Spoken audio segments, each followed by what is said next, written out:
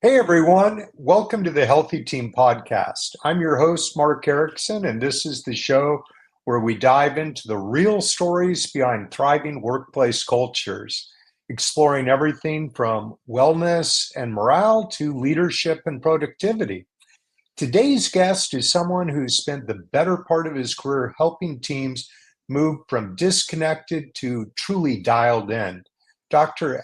Philip Neri is the founder and CEO of Cohesion HQ, where he helps leaders build trust, foster unity, and create high performing teams across all kinds of environments, from corporate offices to athletic programs and law enforcement. Um, the Al's approach goes way beyond the surface level leadership advice, which I'm really excited to learn more about this. And I know that you're passionate about something called collective efficacy. And I look forward to learning more about that. Al, welcome to the show. Thanks, Mark. Glad to be here. Great. Well, let's kick things off by having you tell us a little bit about your business and the kind of work that you and your team do at Cohesion HQ. Yeah, sounds good. So, my PhD research was all around team cohesion, and that's because I come from a government special operations background, athletic environment, coached a lot, and so as I delved into having to really dial in my research of what I was going to do for my dissertation, we have to find a gap. That's the whole purpose of PhD research, is to find a gap in the literature so you can be a contributor. So what I realized is that there's a lot of stuff on just overall leadership, but there was a huge gap in the framework to actually building team cohesion. And so what I discovered is there actually is a framework that was, I guess, brought to life in the 80s, formalized in the 90s, but the only people that know of the framework are people who have a PhD in psychology.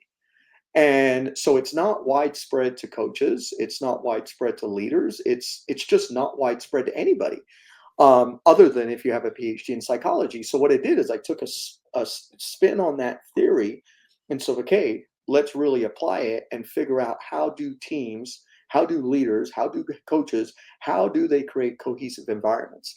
And so that's what my research dwelled around. So now my mission is post PhD, I don't want to go into academia.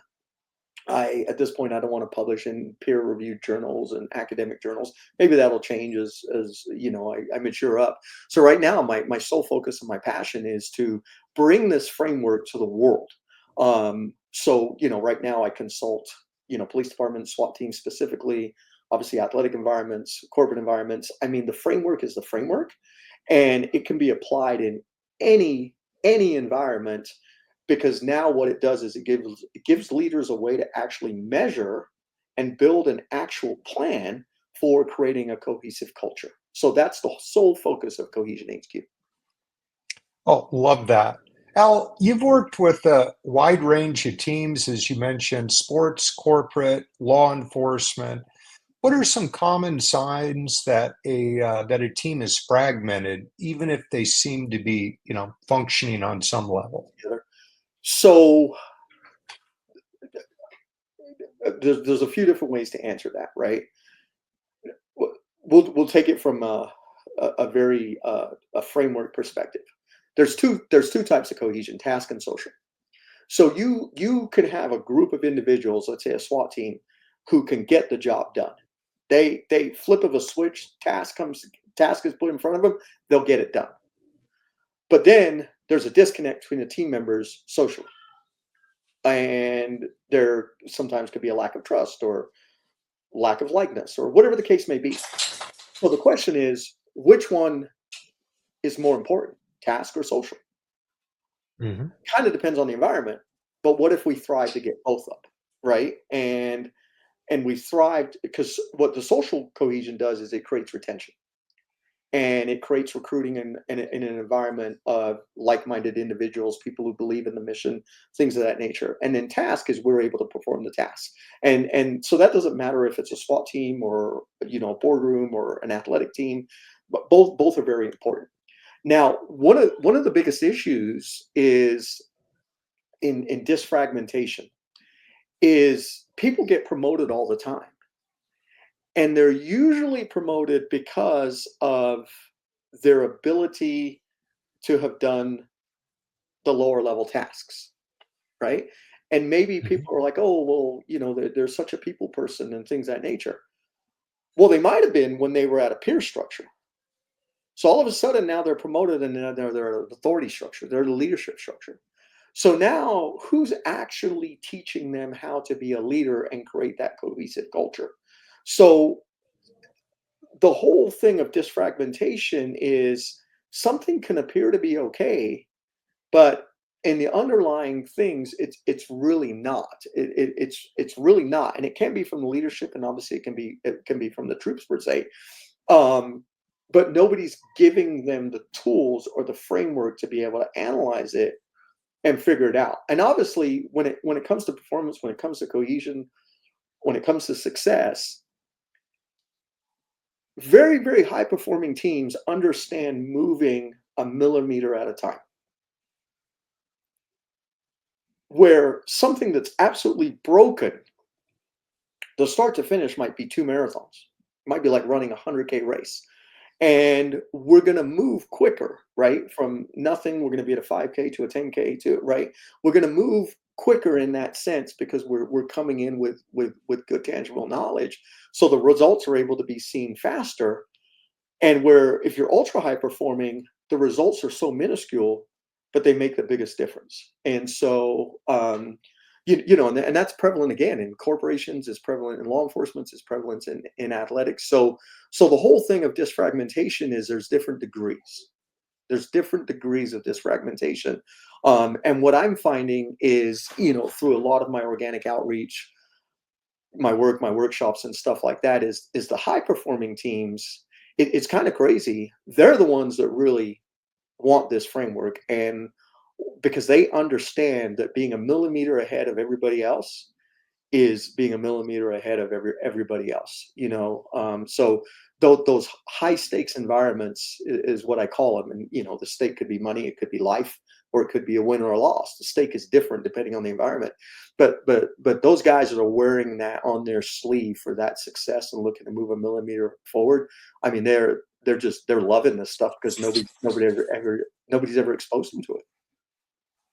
Oh, fantastic. Um, Al, you talk about collective efficacy sometimes as a key to high performing teams. Can you break that down for us in simple terms and maybe share an example of Absolutely. what that looks like in action? Yeah. So collective efficacy and the theory, collective efficacy theory, was what I was talking about. It was founded by Dr. Albert Bandura, who's a world-renowned psychologist. Um, in the 80s, he brought this concept, and collective efficacy is that basically a, a group of individuals have a shared goal and they need a belief in regards to achieving this goal. That's the most simplest way I can put it. And in the 90s, this is where he formalized a theory and he came up with a framework. And there's 5 principles that make up collective efficacy. So that's what I did my research on. That's what I consult on. And we take those 5 principles and we just hammer through them and figure out where are we at ones, where are we at tens, where are we at sevens, and different people might be at different numbers. So then when you look at it, the goal is to try to get everybody and the entire team to a 10 out of 10. So now think about that from a leadership perspective. You understand that, okay, this guy's at a 10 out of 10 on this task, but this guy's at a 5 out of 10 on this task. But on this other task, the guy that's a 5 is a 10 and the other guy's a 5. Okay, what do I do as a leader now to start ramping them up? But I'm ramping them up on 2 different things, right? And which takes Mhm. individual attention, individual training, right? Because what ties into collective efficacy is self-efficacy. And self-efficacy is the belief that you can do it. Collective efficacy is that your team believes you can do it. If you think about it in that sense, right? Both very important, because if you don't believe you can do it, the chances of your execution are slim to none. Doesn't matter how much your team believes in you. And then if you know you can do it, but your team doesn't believe in you, that's not good either, because then they're not sure that you can perform on game day per se, whatever that means, right? And so bringing those two together is the whole purpose of collective efficacy in the framework. Excellent. Thank you. Al, what's one small change that a leader might be able to make today to help build more cohesion into their team, maybe without needing a full-blown workshop? I understand that this is a very complex with the 5 principles and Uh, so forth. the answer may sound simple: self-awareness. You got to know where you're at, and you got to recognize where you're strong, where you're weak, and are you really doing a great job of leading? And have you internalized the leadership, right? And why?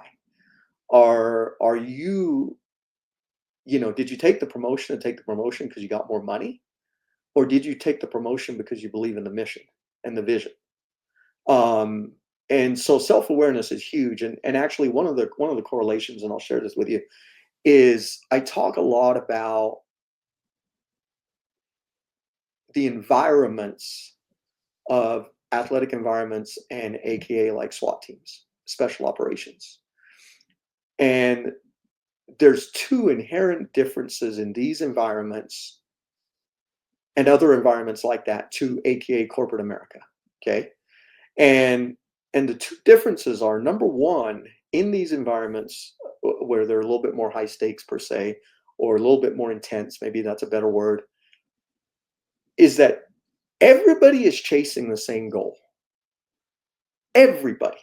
Everybody that has anything to do with that team is chasing the same goal. They're all going after the win that week, or a national championship at the end of the season, or returning home safely tonight, whatever the case may be, right? They all are embedded in the mission at hand. In corporate America, most people don't care about the company's mission or whether the CEO gets an award. Who cares? Whatever, man. It's just a job, right? And that's the attitude people have. It's just a job, whatever. Doesn't benefit me, right? Kind of thing like that. The second thing is the way communication works. Now, in these high stake environments, communication is very open, it's very public, and it's very brutal at times, which is not the case in corporate America, right? You cannot confront somebody in a meeting, or the next thing you know, they're complaining to HR. In an athletic environment, athletes are held accountable in front of their whole team. In a SWAT team, tactical guys, snipers, medical, you're held accountable in front of your whole team. And so you have a little bit of a thicker skin, and you'll own your errors, right? You'll own them. You're taught, like, oh, my bad, man, my bad, my mistake, right? And you own your error right away so you can move past it. So when you look at leadership, are you owning your flaws? Are you owning where you need to step up? Are you owning that you're even aligned with the mission, or was this just an opportunity for you to make more money? Do you really care if this company is number one? Do you? Most don't. Most can care less, right? And that's an epidemic of why we have such a flat, piss poor kind of work ethic. We really do, if I'm really going to put it. And that's why I like those high stake environments, because everybody is a thinker. Everybody is willing to be accountable. Everybody is willing to push, right? Like, everybody is willing to push to be better. That's why I niche in those environments, right? Because I can't work with these laissez-faire environments where there's like, oh, I don't know. Oh, I don't know. I don't know. I don't know. You came across a little too brash. Come on, man. Come on. Like, you want to be number one, bro. You got to step up. You know what I mean? So it doesn't mean you got to be unprofessional, right? But you got to bring a sense of intensity, right? Like, I don't agree with, college coaches. My kids were collegiate athletes. I got one in college right now playing. And, I mean, there's frequency and duration of cussing a kid out. There's a time and a place, but it can't be your everyday communication with the kid, right? Like that's also not appropriate, right? But time and a place where a team's just not getting their act together. Okay, so you can do it as a shock factor, whatever. Do it as a shock factor. Let them pull their own heads out of their butts and show up, start playing the game. You know what I mean? But if that's your only method of communicating with athletes, no, you lost. Now you're unprofessional, kind of thing. So it's all about intensity, if that makes sense. So leaders need to start with being leaders. And then when they start with being leaders and they lead from the front, they then are more adapt to implementing the framework to be able to create a more cohesive environment, because that's what people want. People want to follow people with excitement, right? With passion, with vigor, right? Leading from the front. People, that it's contagious. It's contagious to people, right? And that's what people follow. People. You got to give them the opportunity to step up, but you got to lead from the front. I totally agree that, leaders, we need to have passion, we need to have intensity, and certainly there needs to be accountability for ourselves as well as for our teams in order to move the ship forward, so to speak. Um, how do we do that in the corporate environment without destroying morale, Yeah, yeah, or while maintaining morale, I should say? yeah. Corporate is tougher. Okay, it's tougher for a variety of different reasons. And it really, again, it starts at the very, very top, right? And what happens with middle management, because these are the poor dudes that are like suffering, right? And they're like, oh my God, oh, is this worth it? Um, and all the pressure is put on that, right? But it starts at the top. And I think, you know, the CEO, the founder, again, you got to emulate the culture you want. And at the end of the day, people just want to know where you stand so they know where they stand. People want to know that they'll be treated fairly. People want to be known that they'll be given a fair opportunity, right? I mean, it's not hard when you really think about it. Um, if you take that front leadership thing, right? But if you have an attitude that people are replaceable, well, guess what? People are going to be replaceable, right? If you understand that your best asset at your corporation, at your company is the human that is doing XYZ with whatever service, whatever product, that the value is in the human, and you convey that the value is in the human, and you give people the skills and the tools, and I'm more than happy to share the 5 principles. I mean, if you give people these tools, and again, give your leaders the tools to work within it, and understand that nothing is black or white. I think that's one of the things. When I started government work, you after my undergraduate degree, you think everything in the criminal justice world is black and white, right? You're like, oh, it's just black or white. No, you're operating in this world of gray that nobody ever told you about. Very few things are black or white. You're in shades of gray the whole time, right? And there's a lot of different components. So if you understand that leadership, it's not just black and white with people. You're working in those shades of gray, depending on the person, depending on X, depending on Y, and things of that nature. That it has to be very fluid. But I think what happens is with the top tier is they want everything to be black and white, right? Because it's usually metrics driven or numbers driven or revenue driven, something like that. And they want it to be very black and white. And then you've got, whether it's 10 humans, 30 humans, 50 humans underneath, and they're not black and white. They're very gray. The other thing is, I think in corporate America, and I think this is true anywhere, but you got to figure out how to put the right people in the right places. I'm partnered with a company that offers an innate trait assessment.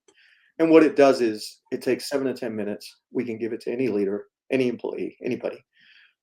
And they're just going to check some boxes. That's it. It's words. It's just words on a page. And they're just going to check words on a page. And what this does is it shows us what their innate traits are.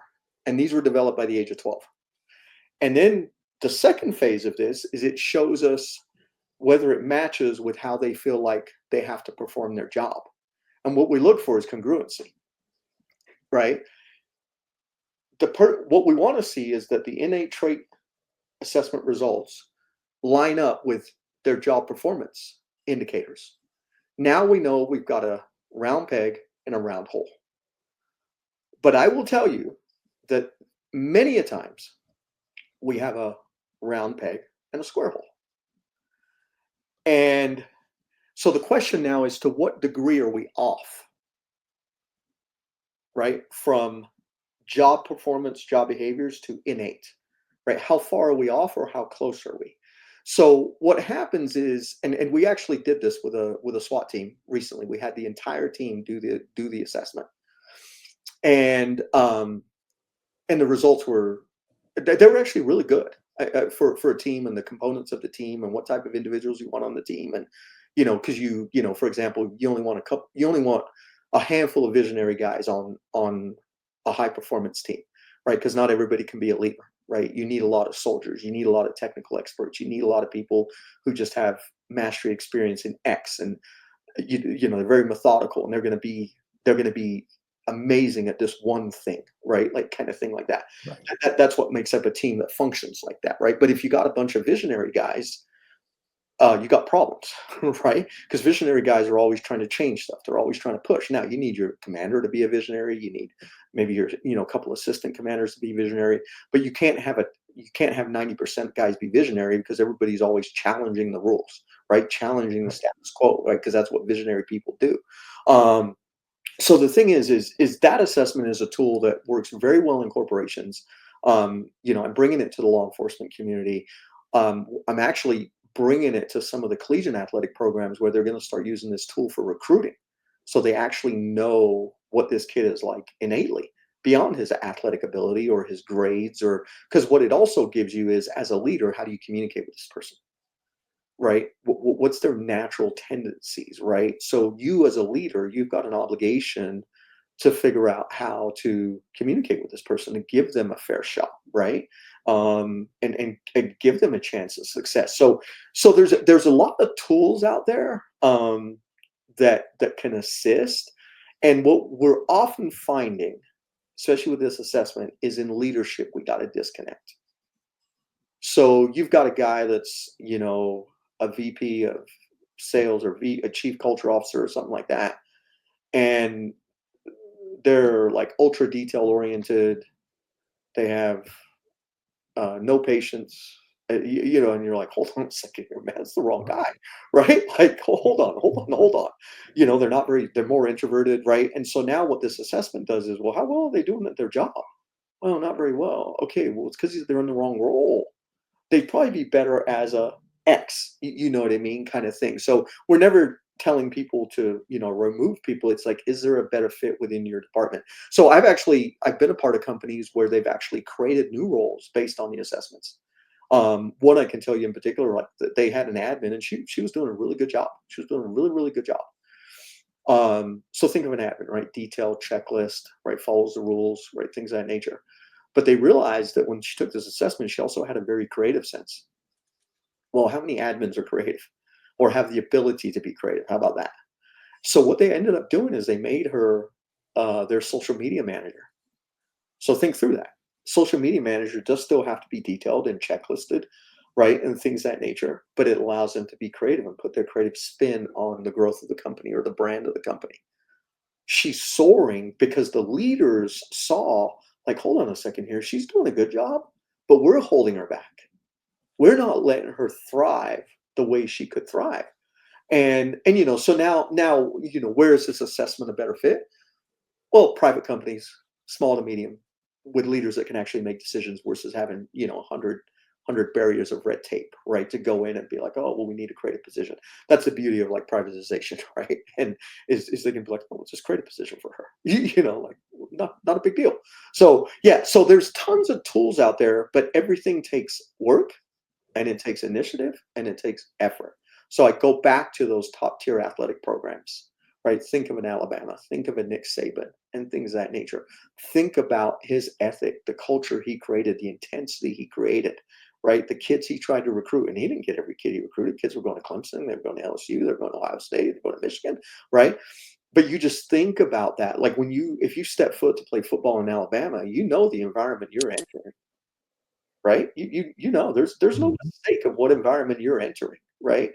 And so think about that and why they've had as much success as they've had, you know, kind of thing like that. So if a corporation could just take a step back and say, okay, how do we do this within our rules, our, you know, again, it's bringing in the right people. I mean, that's where it starts, right? It's bringing in the right people, and it's also challenging the status quo, right? You can't run your company like on fear of lawsuits and HR and things of that nature. I mean, what kind of environment are you running at that point? Like terrible, right? So if you're more forward thinking, you know, I think of the movie. The first thing that just came to my mind. Did you see Patch Adams?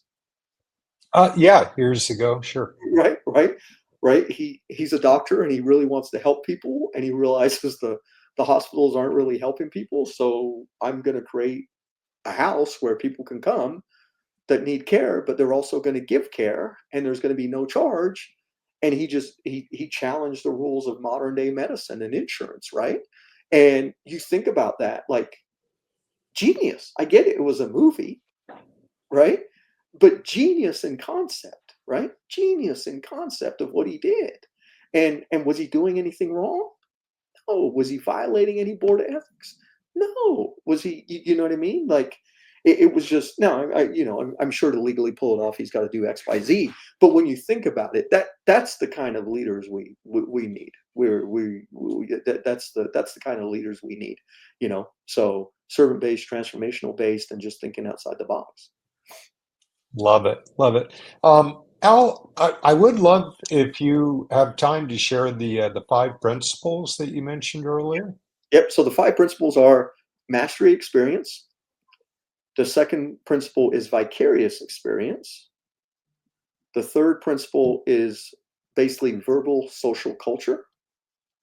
The fourth is emotional states and understanding emotional states of humans, your employees, things of that nature. And the fifth one is physiological states. So what I do is I take those five principles and and we go through them in depthly, and we break them down on mastery experience, right? What does that mean to each role in X company and things that, and you know, we just break it down and we just keep going through it, keep going through it, keep going through it, keep going through it. And so what it ends up doing is I'm giving a framework. That's all I'm doing. And with some content, right? Context. But what's happening with the leaders in the room is what they're doing is developing a training plan as they're taking notes as I'm probing them with questions, right? And so all of a sudden they sit there and they're like, okay. So and I'll give you, like, I just recently did a workshop with a SWAT team, and I'm going to take the most common ones. They got to be a shooter. They got to be physically fit. Um, they got to have critical skills, critical decision making, right? Things of that nature. We'll just take those three, for example, right? We came up with a much longer list. So now we look at the shooter aspect, right? Does the medic on the team have to have the same shooting capacity as an entry guy? So what's the standard for the medic versus shooter number one who's going through the door first compared to the sniper, right? Or compared to the negotiator, right? So we just take shooting and we break it down by role and say, okay, where do we need each role to be at so that they can function within this team? And then we same thing, physical fitness, right? Things of that nature, right? And so when you start taking 10, 15, 20 things that are mastery experience, because that's how deep I get, right? That's how deep I get. And now we say, okay, now that we understand mastery experience at its most minute level, okay, how do we now build a culture around creating mastery experience? Which now leads to everything else I'm talking about, right? And so what happens in these workshops is you're leaving basically with your blueprint of how to get started. And you know, and then obviously the goal for me is, you know, I want ongoing consultancy, right? I don't want to just show up and do a workshop and leave. I would prefer to be part of that plan of helping you actually continue to implement, tweak, adjust, and keep going. And some organizations just want the workshop, and some are like, no, like, yeah, yeah, yeah, no, man, like how do we connect with you on a monthly basis or weekly basis, or whatever the case may be, because again, we're trying to achieve X. So many different stages, but those are the five principles. They work very synergistically together. And once a leader can really wrap their head around them, what it does is it gives them a framework so they're no longer thinking. So let's just say you do have an issue with an employee, whether it's corporate, athletic, whatever, or you got an issue with somebody, and you sit there and you say, okay, okay, where do they fall in mastery experience on XYZ, right? Okay, what am I doing as a leader? What are they learning from my leadership traits, right? Am I being a role model to them? Am I leading from the front? What are they seeing that's potentially causing a disconnect, right? What's the culture? How are we talking to one another? So when this employee doesn't, or he or she makes a mistake, are we hammering them? Is it consistent? What's the frequency and duration? Right? You keep going. So do you see what it does on the leader? Like, it starts saying, and then it says, okay, I'll keep going. Might as well go through the whole thing. So this employee has a disconnect. Okay, what emotions are coming out of that disconnect for that employee? Are they remorseful, or are they, I don't care, right? Are they nervous? Are they embarrassed, right? What's the feelings? Are they embarrassed to redo something because of fear of failure again? Okay, and then what's the physiological? And physiological obviously is the control of emotional regulation, right? Um, and so we start looking at that, right? Well, coincidentally, they always want to go to the bathroom, or whatever the case is. And I know that sounds dumb, but people use that as an escape mechanism, right? Oh, I gotta go to the bathroom, right? So they can go and compose themselves to come back to maybe the hot seat per se. So when you look at that, and you now take that one issue with the one person, and you put it in the framework, and you go from mastery to all the way to physiological. Do you see how now you as a leader can take that information and then address the situation much differently? Because it's giving you a context of how to address the situation, right? And again, sometimes things have to be done individually. And I mean, we even talk about that in the SWAT culture and athletic culture, right? Yeah, group accountability is fine. But sometimes if you want the desired result, pull them aside. And that might give you the change in behavior that you're looking for. And that's the goal, right? Is you want the change in the behavior. So if it takes an extra 30 seconds for you to pull them aside because the public confrontation didn't quite work well, right? And they didn't respond to that. Okay, then pull them aside. It took you 30 seconds, 1 minute, 2 minutes, and you got the desired change that you were looking for. So that's what Cohesion HQ is all about, Mark. This is, I mean, what we're doing right now. This is my passion. This is what I want to spread. I'm available to help. I mean, this is it, man. I mean, I eat, breathe, live, and sleep this stuff. I can tell. I love this. And one quick last question for you. Al, if you could wave a magic wand and change one common belief about leadership or teamwork, what would it be? Oh man, that's a good question. Um,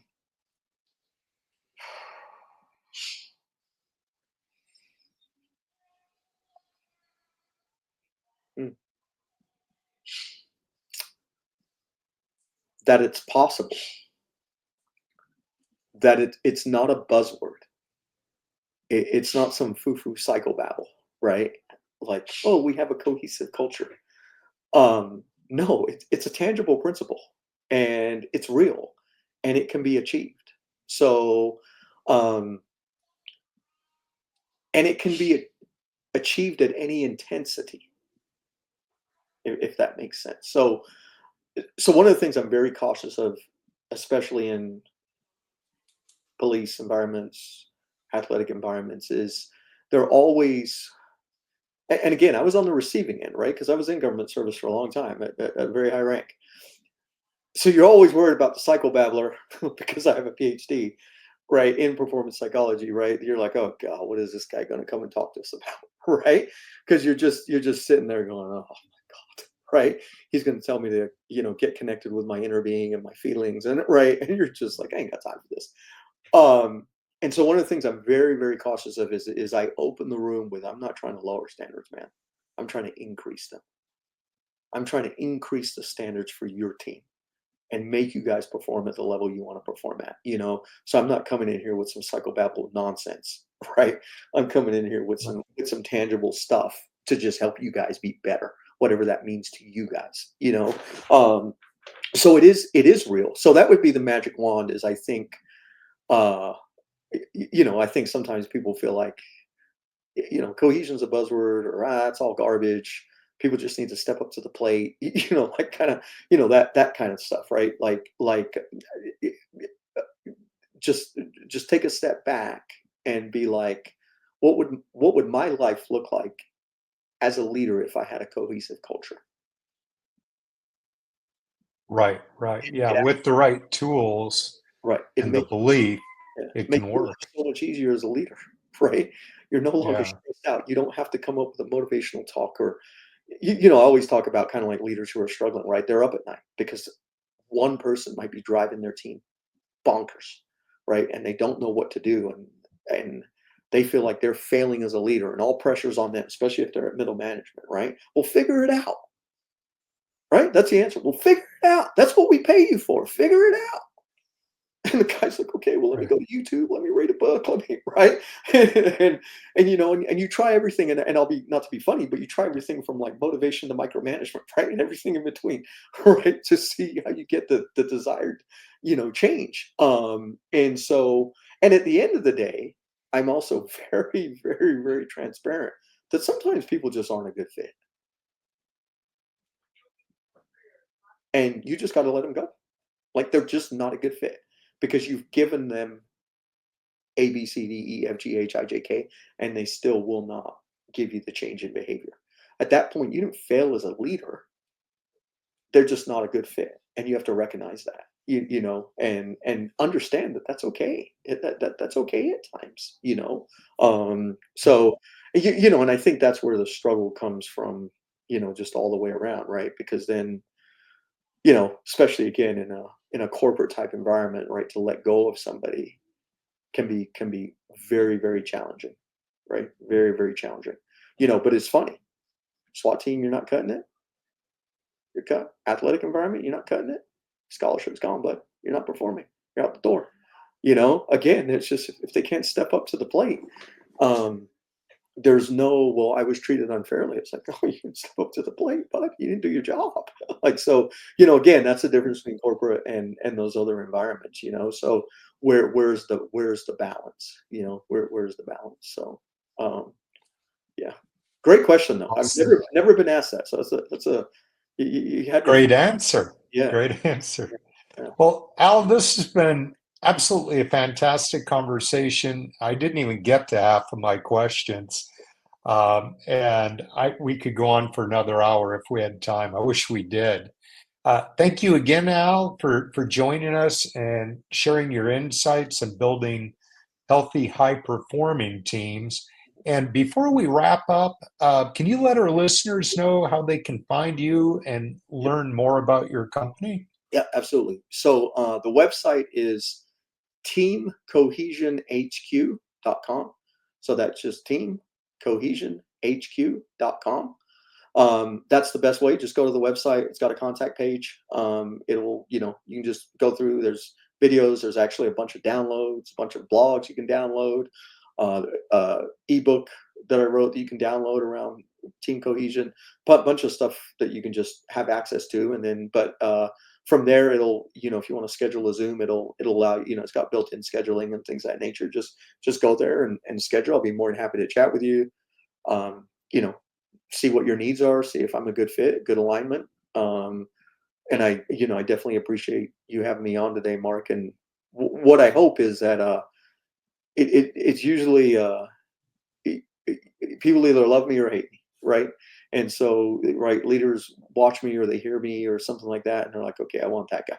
Or people are like, oh no, like no, no, no, no, no, no, wrong guy, wrong environment. You know what I mean? And so, and that's okay. Like I'm completely okay with that. Like I'm completely okay with that. That's why, really my niche is for people who want to be world class, high performing, things of that nature. That's really, really my niche. So even, what I would tell is even the corporations, if you're not willing to do that and you just want to fill a compliance checklist, there's plenty of other guys you can hire. I'm not the right guy, man. Right. I'm not the right guy. I'm gonna come in there and want to shake shit up. So yeah, and Yeah. within that framework, yeah. So yeah, so I self awareness, right? That's what I talked about, right? Is knowing who you are and where your strengths are and where your weaknesses are and things of that nature. So yeah, it's huge. Oh, Al, I love that you walk the walk as well as talk the talk. That's fantastic. And thank you so much. And to our listeners, thank you for tuning in to the Healthy Team Podcast. And if you enjoyed today's episode, be sure to like and subscribe and share the podcast with anyone on your team or anyone who's passionate about great workplace culture. We'll be back again soon with more conversations to build stronger, healthier teams. And until next time, stay well and lead well.